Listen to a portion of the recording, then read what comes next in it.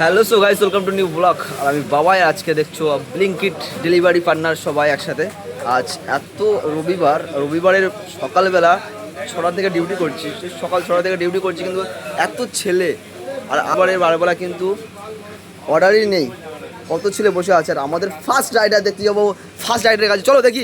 আমাদের first rider কোথায়? এই হ্যালো, এই যে মোস্তফা, এই যে কি হলো তোমার? ঘুমাচ্ছ কেন? ফার্স্ট রাইডার তুমি, হ্যাঁ কি হলো? অর্ডার কোথায়? অর্ডার ভাই কি বলবো, কেন? মাসের তো এখন 10 তারিখ। হ্যাঁ,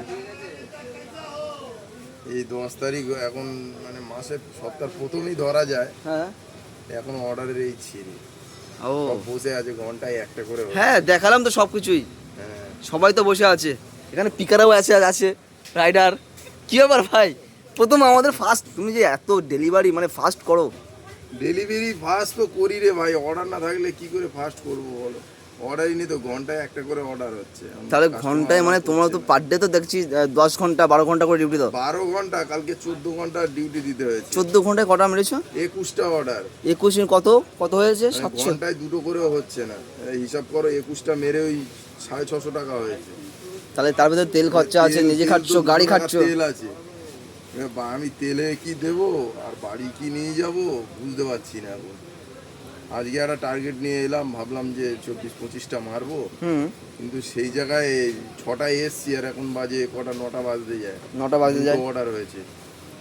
তো আমাদের তাহলে এই বিগ বাস্কেটের পরিস্থিতি হয়ে গেছে, এরকমই হাল হয়ে গেছে, কারণ এত ছেলে আর এত মানুষ অর্ডার কমে গেছে, যে তার ফলে কিন্তু এখন আমাদের পার অর্ডার হচ্ছে 600 থেকে 700, আর 700 থেকে মানে এত ছেলে 50 থেকে 70টা ছেলে হয়ে গেছে না এখন 68 ছেলে আছে। এখন কি করবো, আমি ঘুমিয়ে পড়েছি ওই কারণে, অর্ডার নেই, ঘুম অটোমেটিক পেয়ে যায়। বাইরে কত রাইডার বসে আছে, অর্ডার নেই, কি করবে?